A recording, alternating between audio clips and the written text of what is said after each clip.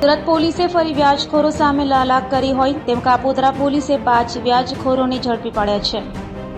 સુરત પોલીસે ફરી વ્યાજખોરો સામે લાલાક કરી છે। કાપોદ્રા પોલીસે 5 વ્યાજખોરોને ઝડપી પાડ્યા હતા। ગેરકાયદેસર રીતે વ્યાજે રૂપિયા આપવાની પ્રવૃત્તિ આચરતા વ્યાજખોરોને કાપોદ્રા પોલીસે ઝડપી પાડી તેઓ પાસેથી વ્યાજના લાગતા સાહિત્યો તથા મોબાઈલ ફોન અને રોકડા રૂપિયા કબજે કર્યા હતા। ગેરકાયદેસર રીતે વ્યાજે રૂપિયા આપવાની પ્રવૃત્તિ આચરતા હોય પાંચેય સામે કાયદેસરની કાર્યવાહી હાથ ધરાઈ હતી।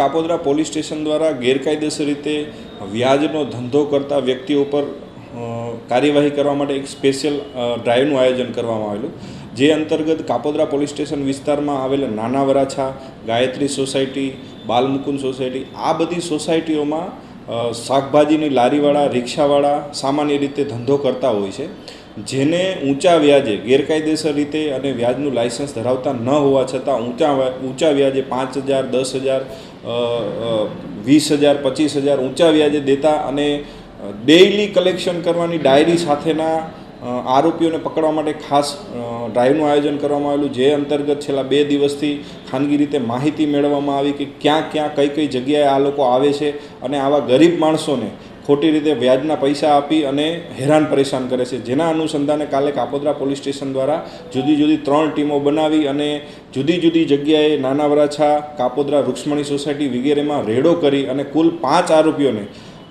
ગેરકાયદેસર રીતે વ્યાજે દેવાના સાહિત્ય સાથે પકડી પાડવામાં આવ્યા છે અને જુદા જુદા 5 ગુના દાખલ કરવામાં આવેલા છે અને આ બાબતે હાલ પોલીસ તપાસ ચાલુ છે। આ કામે કુલ આ તમામ પાસેથી 60,000 રૂપિયા જેટલો રોકડ મુદ્દામાલ અને મોબાઈલ અને જુદી જુદી ડાયરીઓ કે જે ડાયરીઓમાં ડેઇલી પ્રમાણેનું આ લોકો કલેક્શન કરતા હોય છે એ કબજે કરવામાં આવેલ છે। આ લોકો પૈસા કેવી રીતે લાવતા હતા? એક આરોપી બે આરોપીને પૂછપરછ કરતા પોતે એવું જણાવેલું છે કે અમે ફાઇનાન્સ કંપનીમાં લોન લઈને વ્યાજે આપીએ છીએ, એટલે પોતે પણ ફાઇનાન્સ કંપનીમાં લોન લે છે અને વ્યાજ કરે છે અને સરળતાથી પૈસો કમાય છે અને ગરીબ માણસોને હેરાન પરેશાન કરે છે। આ રીતની હકીકત આ સમગ્ર કિસ્સામાં માલુમ પડેલ છે હાલ।